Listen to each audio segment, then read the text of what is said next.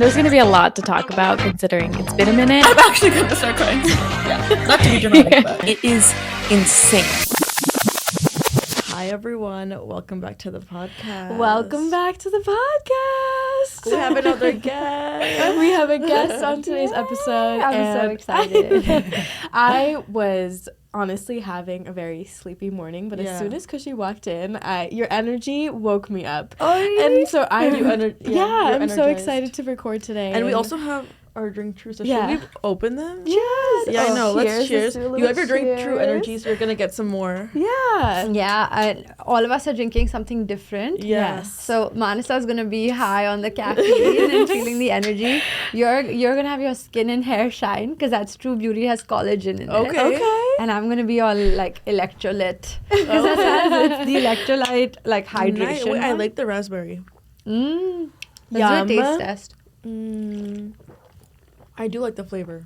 A little ASMR. Yeah, I know. Not slurping. Yay! Oh, I'm Anyways, so excited. Yeah. Thank you so much for having me. We're so excited. When I was walking, I was like, there is, I'm so excited to be on a podcast with two Indian girls in New York City. I think it's just like so inspiring and so Yeah. like, this is what I was telling like one of my friends yesterday. I was like, when you live in this city, there's just so many people who are just living their life to their like absolute potential, and there's no way that you won't be motivated or inspired. And yeah, kudos to you guys for like doing this. That's really sweet. I know. When Ishika and I first started, we didn't expect it to be where Yeah. it is now. And I don't know, we're just so excited for like what is going to come.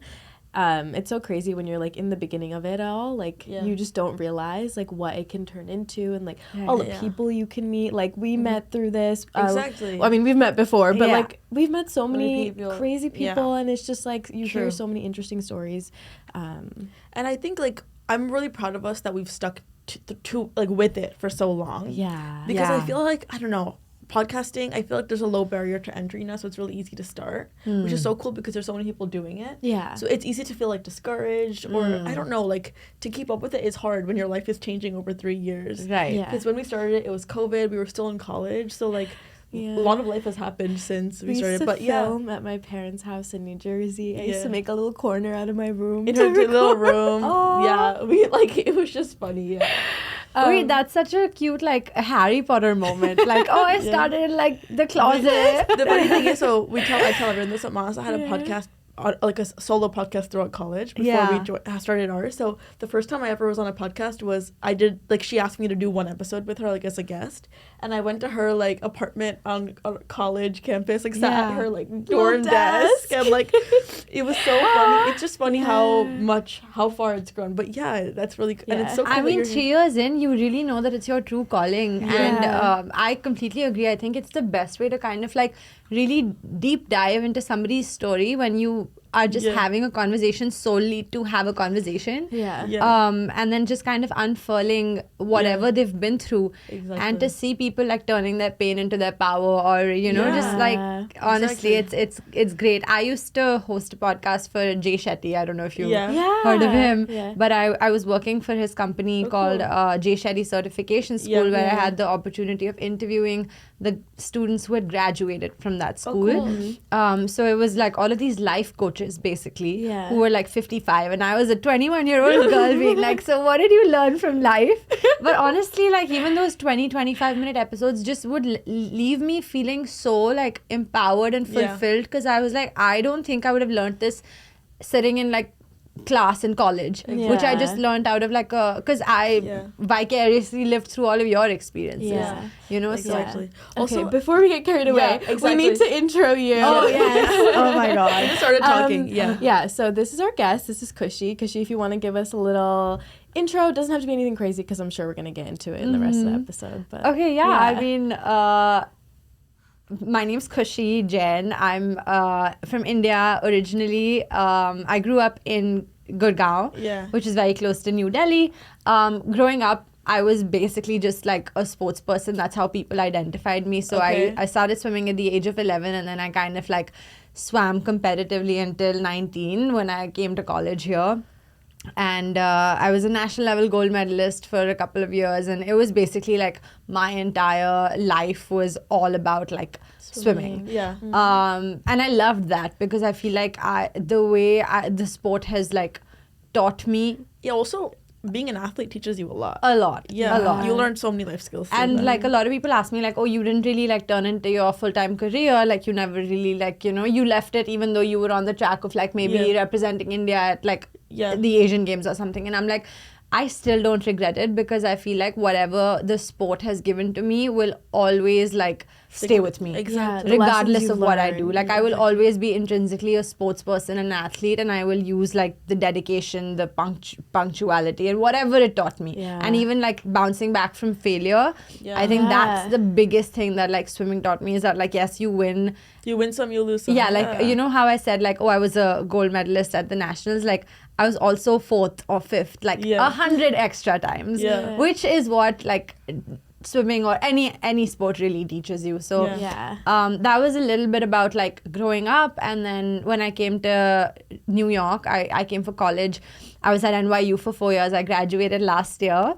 Congrats. And thank you. And then I started working in this company, True, which is an enhanced sparkling beverage, and it basically there's a lot of synergy with what the brand stands for and what I stand for, because I had a couple of like episodes of, you know, like not having the best mental health growing up. And factors were endless, like all the way from maybe what I was going through in school or like what I was going through in swimming, the ups and downs, the failures. And then I had like happened to kind of have an eating disorder and then recover from it, where I realized that like your relationship with food and your body is supposed to be what it is, and nothing else can change that, like should be able to change that. Not what other people say to you, not what you think you look like nothing at all. So that being said, like being true to yourself at all times, and also like nourishing your body and putting clean ingredients inside, like doing something for your health. I think that's what I felt very called to when I was interviewing for companies, and True just happened to have the perfect position for me, which was in marketing and content creation and like partnerships as well. So now I'm the marketing manager, and I just love, I love doing what you love. I do, I wake up more excited every single day, and I'm like, you know, not that I didn't enjoy swimming, but I never felt this excited to jump out of bed and like don't even know what's in store. Like, so, okay, so I mean, amazing. I see you do so many different events with different workout studios, and I just think it's so amazing because you're doing something you love. You're getting to work out. You're getting to promote a company that you love at the same time. I mean, it's the perfect combo. I almost feel like when they're like, oh, you're doing good work, I'm like, it doesn't feel like work. It doesn't feel like work. That's amazing. Me and Masa have talked about on the podcast too, like I guess our career journey, and kind of we're still, I think, figuring out a little bit what we want to do. So it's so cool to hear about someone who loves their job, because I think we're still on that path. So it's actually like makes me it's inspiring. I'm like, okay, that's possible, because like honestly 3 years into post-grad life, we graduated in 2021, so we're gonna hit 3 years in a few months. I don't know, it takes some time to figure it out sometimes. So 100%. That's so amazing. I mean, there's also like I feel almost too lucky in a way, because I'm just like, well, what if I don't like my next job this much? Like, what is going to happen then? But also that being said, like I think every experience is so rewarding, because it teaches you what you don't like, and the process of elimination sometimes is much better than like, you know, like figuring it out sometimes takes time, and this is like such a big concept in life. Like whatever takes time is usually going to stick with you in the long run. True. So like don't rush into things, but also like, yes, I truly believe that like whatever you're doing, and your job is something that you do not just for 8 hours a day, but like maybe you're thinking beyond 8 hours, right? So when you're giving majority of your day so much of time, I feel like you should do something that you're like truly, you know, making you happy and stuff. I know, and I think that's so important, especially like I think about it all the time, especially when I'm at my 9 to 5. I'm like, I I think it's so important to really love what you're doing because it's something that you're going to be doing for the rest of your life. Not like not necessarily that experience you're going to be doing for the rest of your life, working. But like at least like having some intention or what value you're gaining out of it or what value you're giving into it, I think is like so important. I completely agree. Yeah. So we wanted to talk a little bit about moving to New York and how you first came here. I know you came here through college. Was it a hard adjustment coming here? Like, what was that like for you? Oh my God. Yeah. So I actually didn't come to New York directly. Yeah. In fact, I had come 2 years before that to the US to kind of like, when I was like just becoming a senior in school. Yeah. And I was like, okay, I want to go visit schools to kind of see where I want to, be at. And that time I was also trying to take like the student athlete path because I wanted to swim.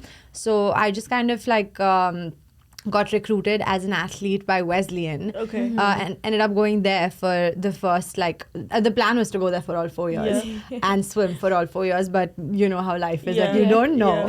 Yeah. So I actually visited and I was like, there is no way I'm coming to NYU. Like my sister was at Parsons at the time. Okay. So she was like, you should come to NYU because we'll be so close. And then I just like, within 3 days of being in the city, I got so overwhelmed that I was just like, I don't think I can handle that. Yeah. And it's so crazy because like 1 year in, I was in Connecticut, which was like, honestly in a town which was in the middle of nowhere. Yeah, like super away from everything. And I was craving for like more opportunities, events and people because I realized that was a big part of me. Yeah. And it was also a big part of me that I wanted to explore further. Yeah. And I realized I was reaching a point where I wasn't enjoying swimming as much. Yeah. And I wanted to just like explore the plethora that the US offers you and just like your 20s, where I was like, why should I limit myself to what I can possibly achieve? And that's when I decided, I was like, I think New York would be the right place for this. Okay. And because I'd given a year to myself in a campus, like I'm glad I got that campus life experience because otherwise I would have been like, oh, and why you didn't really have that? Yeah. So when I ended up like submitting my transfer application, I was just like, this is a very conscious decision. Yeah. And it's obviously rooted in impulsivity because I didn't think about it too much. I was just like, it feels like I should do this. Yeah. And then it worked Your gut was telling you. Yeah. I did it. Yeah. And then I got it and I was like, I guess I'm doing it. Yeah. And I just like kind of went for it. And honestly, to this day, it's the best decision I've ever taken. That is so amazing because I feel like one thing that you really did in that situation was also follow your gut instinct. You didn't really like listen to any outside noise. You were like, what do I want to do in this situation? Exactly. Where do I want to go and where do I see my life going? Exactly. I mean, there was a lot of like, my parents, they've always been supportive of like what I wanted to do. Yeah. But even my dad, like at that point was just like, are you sure? Like, I'm not helping you with like this transfer. Like you figure it out. And that was so like like him. But also it made me really understand how much I wanted it because I was like, now that I don't have support. Yeah. If I do it, it's only because I want to do it. There's no one else that I can blame. Like it's entirely my like decision, which is great in a way because I was like, one, I will feel so like self-made and independent if this is successful. And as like a freshman girl who was like roaming around trying to figure out like what I needed, documents like LORs and going to counselors and being like, hey, I want to transfer. And then also going to a mental health so actually one big reason I wanted to transfer is because I wasn't doing very well at Wesleyan. I was, I think the weather was something that I didn't kind of like anticipate how much of an... Sorry? Where is it again? Wesleyan? Yeah, where? It's close to Yale, so like close to New Haven. Okay. So not too far from here. Yeah. But at the same time, like, while New York isn't the best weather either, I feel like the city and how lively it is kind of makes up for that. Yeah. Because you still end up going out. Like you still, even if it's raining or there's a snowstorm, you're just like, I have to get there. It doesn't matter if it's snowing. Yeah, like I will just get into a subway station somehow and like figure it out. Yeah. Like underground, But in Connecticut, I was just like, I don't think I want to step out. I don't see people. Like I didn't have the best roommate experience where it was actually quite terrifying. So there were a lot of like, and then swimming obviously was I was a big fish in a small pond in India. I felt like I was the tallest one and I was like, didn't work as hard as I probably could have and other people were and I was still winning. And then now I was in America and I was like, I'm not even winning in my college. Like, this is not great for my ego. Like, let me just say that. No, yeah. So when you're like, a lot of people feel that way going to college. Yeah. Especially, and when you're also like, maybe you're doing well in school, like in high school, and then now you're already like, you know, the cream of your school like comes to a very good college, and then you realize that like the cream of every school has come to this college and not the cream of this college. Like, I'm actually like trying to struggle because other people are really just like understanding what's going on and just goes over my head. So like, lots of things were not going according to the plan. I was pre-med at the time. I was trying to become a doctor, and I was just like, this is not, no. Like, I'm telling you, it wasn't, oh, wow. It was just like, oh, wow. You need to switch this. So, honestly, I just kind of took it as humorously as possible. And I was like, if I don't become a doctor, like, what's the worst that can happen? And you know what's funny? I feel like, okay, I feel old saying this, but like now I'm turning 25 this year. And I feel like now I realize the freedom that we have in our 20s that I don't think I fully, and like 18 to like, you know, in your 20s, that I don't think I fully grasped until now. Like, I think my parents always told me, my dad's always like, you don't have any consequences. There's very few consequences. You can decide, no, I don't want to do this. And you're not, it doesn't affect that many things. You have the ability to explore. And I don't think I ever felt that way because I put a lot of pressure on myself academically as well. Same. So for me, it was very much like, no, this has to work. I mean, I feel like that's a very like Indian parent, Indian household growing up, that you're just kind of like, the fact that you have to do well in school or like always be productive is just so like drilled in. And I'm not criticizing it, but I think sometimes they take it too far. Totally. There's a lot of unlearning that you have to do. 100%. Definitely. Like, and healing and all that. But I think that's the beauty of it, where you're just like, oh, now I am an adult. And I, while I completely want to like have my parents be involved in my life and have them be a guiding, you know, force, they shouldn't be the decision-making force. Like, it still resides with me. And that's what I love about adulthood. And also, like, living in America, I don't think I would have had that kind of freedom, like, had I stayed in India. That's crazy. I think you have, like, this whole distance from, you know, you're figuring it out on your own here. 100%. Like, you have the physical distance, which is there. I think... that's I think for us it's also interesting for me to hear about like people's stories of moving to New York or moving from countries, because we both just moved a state over, like an hour over, and it was the nearest city for us. So like our family is like kind of, it's like we can go home if we want. My family actually just moved to Texas, so now they're a flight away. But until recently they were also right here, and my parents, I'm living at home right now, and I've always like I've been able to go there. So I think the distance also makes a difference. I mean, I do sometimes feel like I wish they were closer. Obviously. Only because, like, you know, when you're homesick, like, there's literally nothing that you can do. Like, you can call them, but it's, again, not the same as, like, an in-person meeting. And I miss home-cooked food. Oh, man, I miss home-cooked food. What's your favorite Indian food, or, like, thing that your mom makes? I love everything my mom makes. Indian food, I think it's, like, the standard paneer. The best. You know, like, that's the main course. Obviously, when you're talking about, like, all of Indian food, then I'm like the biggest snack, like chaat girl. Like, you give me a dal, what is that? Dahi papri chaat, and I'll be the happiest. Dahi papri chaat is so my favorite thing ever. So good, But when my mom cooks specifically, I think everyone in the world needs to try her parathas. Like the gobi paratha, aloo paratha, like anything. Aloo paratha with some dahi and chini. Say less. Bro, that is like... I might melt. It's no, I mean, I'm Punjabi. Sunday morning, like Sundays, it's like my mom used to make like such heavy food to the point where my dad and we're all trying to be on a health journey now. And we're like, let's chill with this. Like aloo puri every Sunday is not working for me. But like, I love some good brunch food. So I'm actually very happy that like I grew up with being an athlete, because I would inhale 4 parathas like it was nothing. And then because you're working on so much.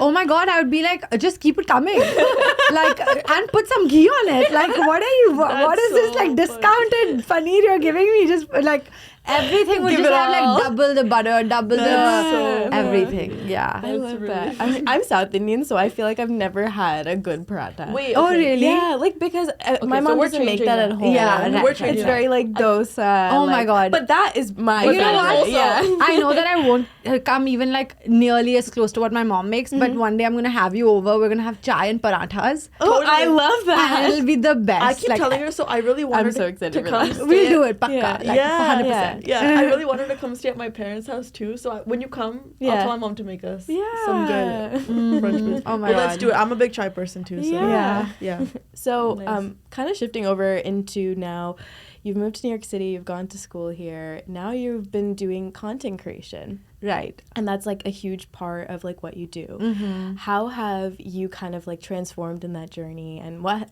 kind of opportunities has it brought you? Yeah. Oh my god, that is a long I know, it's a long answer. question. So I guess I'd start with, how did you end up getting involved with content creation? Right. Okay. So let me start going back to like the story that I was telling you guys. So the reason I wasn't, I was feeling more called towards New York is because I really wanted a change. Yeah. And that was for different factors. One was like swimming was not really going well. The other thing that I was like really figuring out was my identity and my body image, like how my relationship with my body was. And that had a lot to do with one, growing up in India as a tall girl who did not get liked by any boys. Like, let me just preface by saying that I was never like, really, anytime I had a crush on someone, I was always just like a friend, because they just didn't like me back, and I was like, okay, that means I'm ugly. And you know, sometimes you like grow up with that, especially because like but I will say, like, back then I really didn't give two shits about the way I looked. No, exactly. Like, I was just swimming. I had my hair like filled with chlorine, and I didn't put any. This is a piece I have to say something, and you shouldn't. When you're 13, I know you should have to. 100%, because how else will you have a glow up? Exactly. There has to be a time in your life where you don't care. That's how you're gonna have a healthy. I always talk about, we're so grateful for our awkward phase because it brought us to where we are now. Oh my god, it makes you such a happy person. Humble. And then you're in college, and then you're like, wait, am I attractive? Am I the problem? But like, I need to send you guys an old photo of me, because like, imagine this girl who's tanned out of like her mind, because I used to swim in the sun. And then I also didn't have the best teeth at the time, so I had braces on. I had extractions. The dentist, she had the balls to pull out 5 teeth in one go, and I was like, I have how are you gonna eat? No, and I had like what are you black windows. So obviously no boy liked me in the 7th grade, because they were just like, don't open your mouth. That is. But anyway, also the worst happened in the 7th grade. Again, I got chicken pox. Okay. And that was because my sister got chicken pox before, and I was like, yay, she's in the room. Like, I can wear all the clothes that she has without her knowing. And so I wore one of her jeans, and I got, like, it's contagious, right? So I got it from wearing that, because she cut contact with, like, she was put in a room, basically quarantined. But I wore that jeans, and that bit me in the ass later. So I got a chicken pox that was 10 times worse than hers. And every inch of my body had a spot, like every single inch, and I itched the fuck out of myself. I'm sorry if I can. So that like your skin was. Yeah, it was really bad. Wow. So the recovering phase, like once I'd just like that had happened, I was still spotted. Wow. So I like was recovering from all of that. And as a kid, when you're told that, you know, you're not pretty, I feel like while it's funny and humorous and people really don't mean it, like, it kind of also it totally takes a toll on your mental health, because we're so impressionable, so vulnerable. Like, you're just like, oh wow, nobody likes me. And then when some like small things happen, I feel like that the little child in me sometimes is still healing, where you know, even though I know like that's not true anymore, it's hard to let go of things that you've been drilled into in your childhood. So again, like, coming back to the story, I think I will say that, like, I was dealing with, like, now, oh wow, I'm getting a little bit of attention at parties, but at the same time, like, I still have to go back and swim the next morning. So, like, I was almost craving, like, being free from those pressures and from that, like, job almost of, like, going to the pool. And I was like, I really don't want to do this. And I know it sounds bad. Like, I know it doesn't sound very disciplined, but at the time, like, 18-year-old Khushi just needed to be free. You know, so at that point I was like, I should also lose more weight because like there's so many girls here who are skinnier than me and who have a better chance of getting with a boy that I like, kind of thing. And I know it sounds stupid, but that was your mentality. Like that was exactly what I was going through at the time. And 2 years before that, when I was visiting schools here, I was also here for a training trip for swimming, and it did not go as planned. And I started eating like an American or like the American diet, and I was not eating what my mom was making me. So suddenly, like 2 months later, I was 20 pounds heavier, and I come back home and a lot of people were just outrightly body shaming me all the way from like, not to blame my parents, but like they didn't know better. And they were like, you have to lose weight. And like neighbors who didn't know my name were like, you've gained weight. And a 16, 17-year-old girl, like when she hears that, she's just like, they're so right. And so that's, I think, when my relationship with food like entirely flipped around, because I told you I used to like inhale parathas and to a point where I wouldn't even touch it. Like that was a complete shift in identity. And I was going through all of this while I was at Wesleyan as well. And then I was struggling with academics, I was struggling with swimming, and then I was just like, you know what, I don't want to do any of it. I don't want to do any of it. I just want to be thin. And I know that sounds so bad, but that was the reality of it. But I also think that, you know, like thoughts like this, mental health issues, are not rational, right? It's not rational, and it's more common than you would think. Totally. I think so many girls go through that, like, I think it's better for me to maybe skip a meal over like nourishing my body.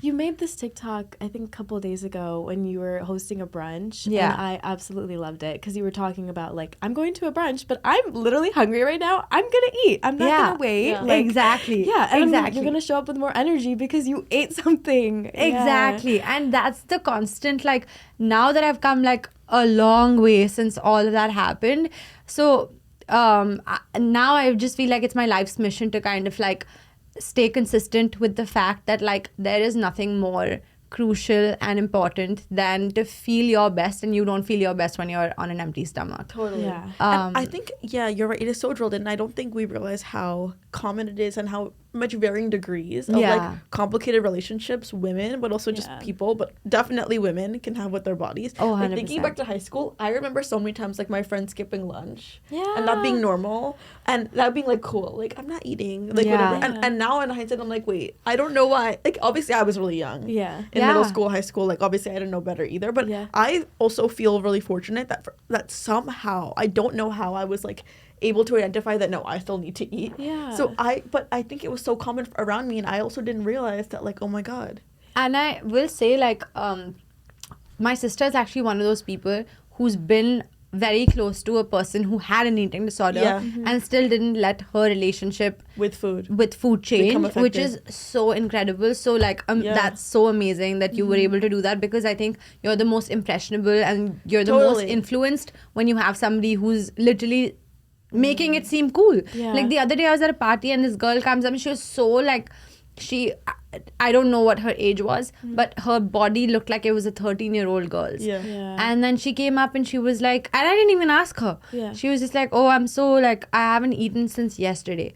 And I was like, you almost say that like that's an achievement. I didn't say that, but I thought it. And I was like, it's kind of triggering for me to like even be around her when I don't know her very well. To like, I told her like, don't do that to your body, please eat. But also I don't need to be surrounded by conversations like these, because I just like have come such a long way. That old voice can come back. Yeah, exactly. And I think with mental health, I mean, I've struggled with anxiety a lot throughout my life, and I think that I personally think that it never fully goes away. Like you just get better at living with it. 100%. You so like going back to what Manasa was telling us, like the video that she saw that I posted, the thoughts still come up. You know, where even like right now, before coming here, it's like 10, 11 a.m. I woke up at 9 and I was like, I know that I will have to be like rushing from this to another place. I will not have time to grab a meal. I will not have time when I'm there to eat. Let me just stuff my face with food right now, because I know I'm going to get hungry. Even if I'm not hungry in the present moment, my body, like the reason I was so energetic and happy is because I like had a Greek yogurt and a protein bar before coming. So I think it's just about that. But I like digress often. So coming back to what your question was, when I decided to move out from Wesleyan, it was when I was in the thick of my eating disorder and I was at NYU. And then it was also during COVID. So when I went back home during COVID time, I was the skinniest I had ever been. Okay. And I'd lost all the weight that I had ever gained and more, because it was just like my eating disorder was at its peak. So I was eating less than like 400 or 500 calories a day, which is like for a girl who's 5'10", or anyone actually, even a toddler, it's very less.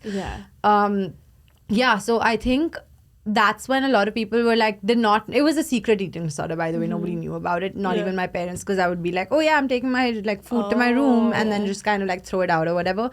But that's when I heard a lot of like, you should start modeling, you should like try it, you're so tall, like you're thin also, like, you know, do it. So I was like, you know what, why not? Like, I've always enjoyed acting, like let me try to see if, you know, I wasn't swimming anymore. So I tried it, and that was not good for my mental health at all, because I think especially in India, or I don't want to taint the entire industry. I think it's like a great art and whatever, like all the models out there, they're doing amazing.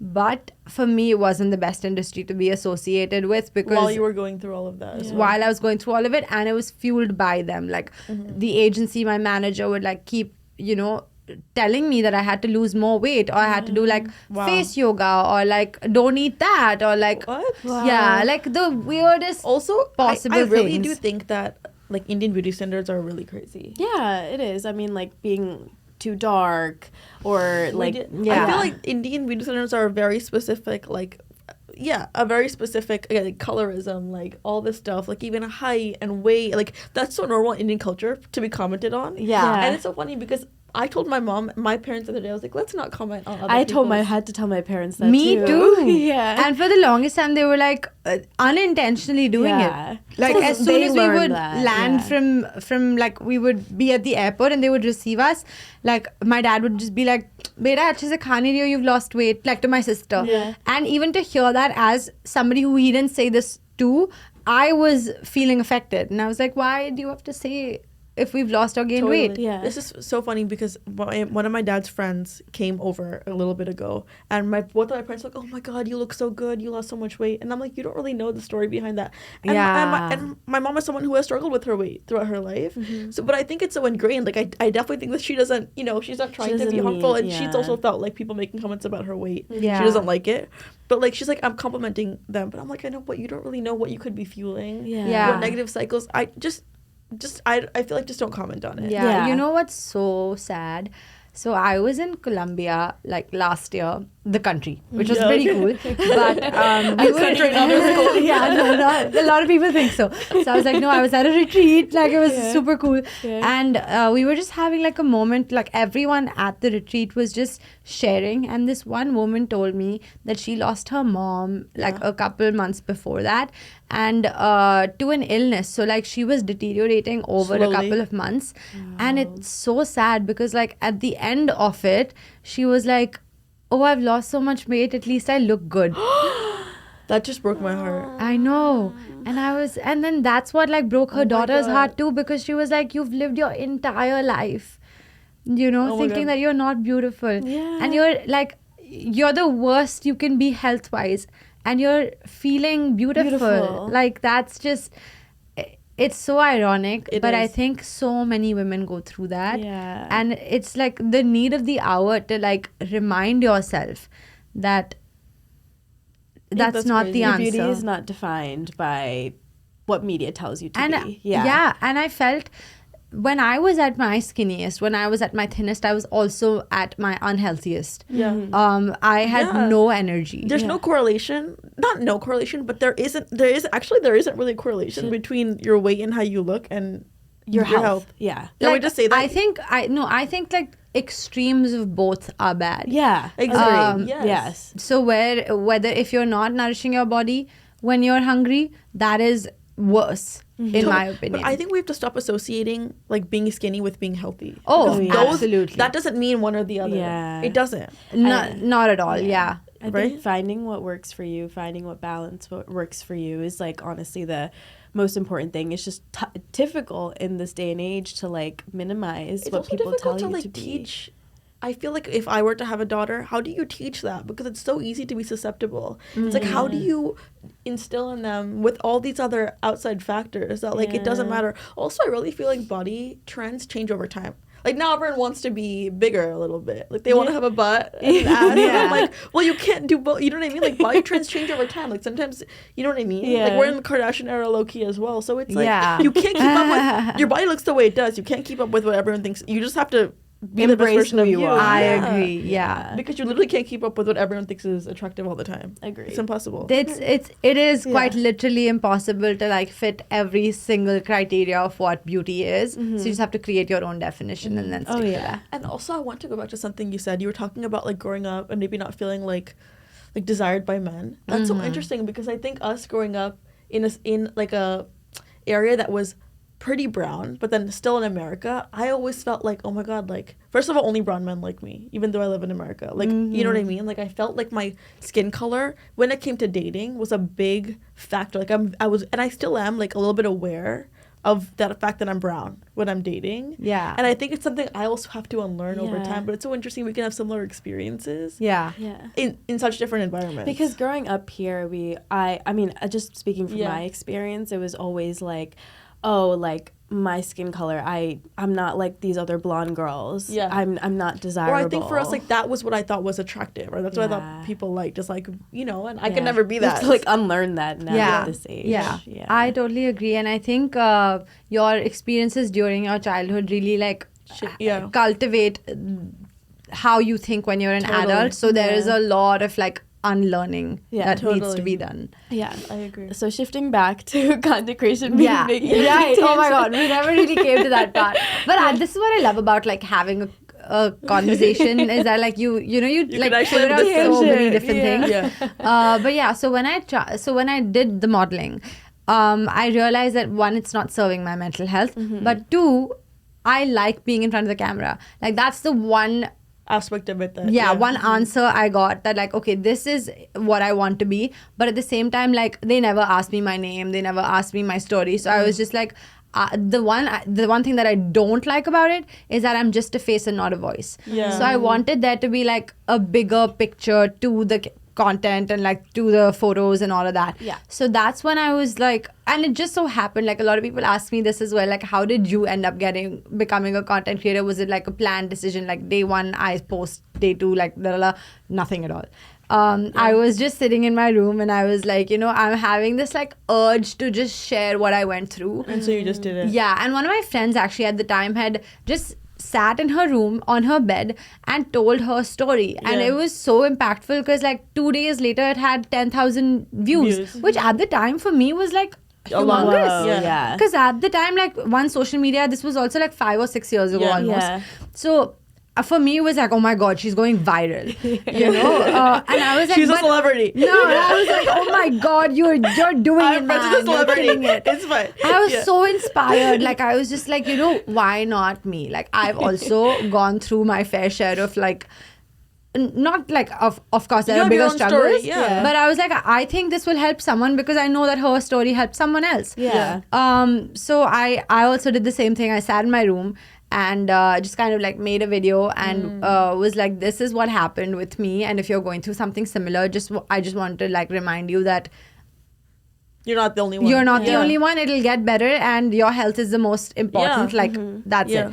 And then that happened to actually, like I happened to like post a reel which was less than like a minute long. So that went viral in the next like 1 week. And when I say viral, like I genuinely mean like viral. It had like millions of views. Wow. A week later. Yeah, like a week later. I want to go back and find that reel. Yeah, I'll send it to you guys. We send it. And then it just like happened. I was like, are people, and the comment sections was like, for the first time it was so positive. That I was like, wow, I had no idea that like I could, you know, take the baton and kind of like take it forward from here, which at the time obviously I didn't see it like that, but at the same time an inner calling was there where I was like, I think I should just create more about this. And then a month in, I was like, I'm still enjoying creating, and like adding different nuances to it or different aspects of the story of like how I was bullied in school or how I was like body shamed in high school, like college or something. And so little pieces came together, and it was 4 or 5 videos in that had just like shot up.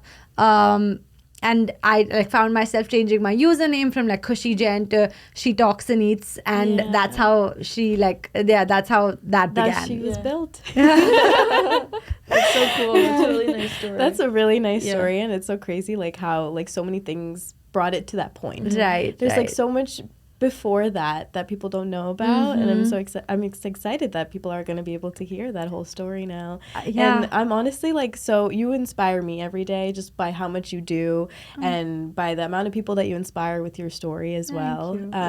What kind of opportunities would you say you've really enjoyed out of content creation? Okay, one, I think my entire bread and butter today is because I like took that first step of posting. And I was making a reel about this like recently. It's still my drafts, but I was like, if I don't post this, it's going to be like an injustice to myself. And I need people to know that like it's the first step is just kind of like putting yourself out there before you think you're ready. And that's the scariest. That's the scariest part. And that's why I was just like, you know what? I needed to hear what you said to me in the morning, like the podcast thing, where I was like, I want to start a podcast. I just don't know how to do it. And she was like, just still do it.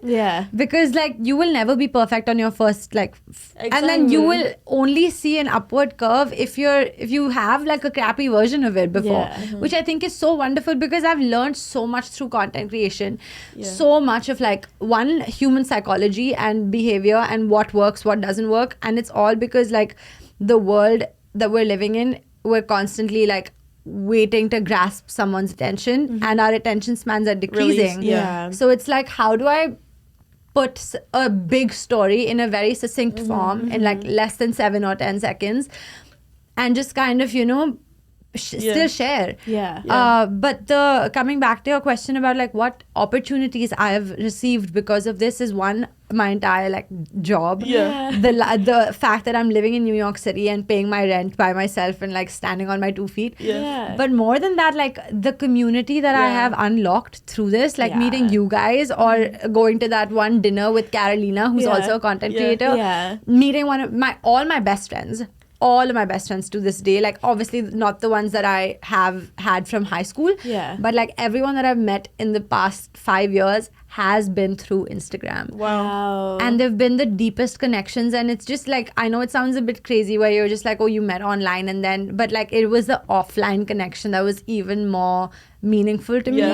But it wouldn't have happened had I like not, posted. Because you already had like a shared understanding before you even met. It's like you already knew the person. Exactly. You already like, they happened to come on your feed because somehow the algorithm thought that you guys would be a good match. And just also how crazy it is that like somebody sitting in London once discovered my videos and then I got an email saying we want you to be on our BBC like podcast, I want you to be on a panel, or like somebody in India was like I want you to give a TED talk, and I did that, and like it's just it's kind of crazy cool, that at like 21 things that would have taken a lot longer because of this platform were just like made easier. And I think you touched on something like do it even if you don't feel ready. I think our generation is very susceptible to like this idea of perfectionism, right? Like it has to be perfect, especially because you can see so many other people doing it at maybe at a level that's very high because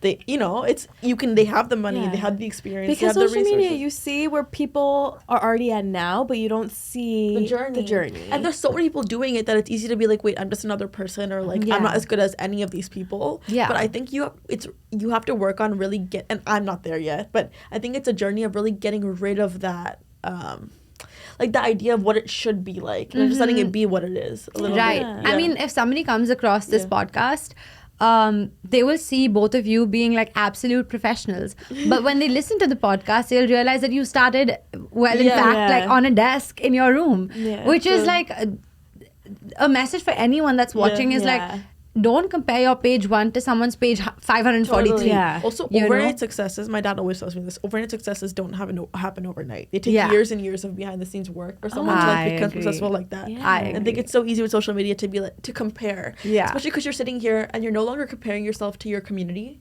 but now you're comparing yourself to someone across the world. You have the entire world to compare yourself to instead of just like the people that you know. Right. So I think that can be very detrimental. Yeah.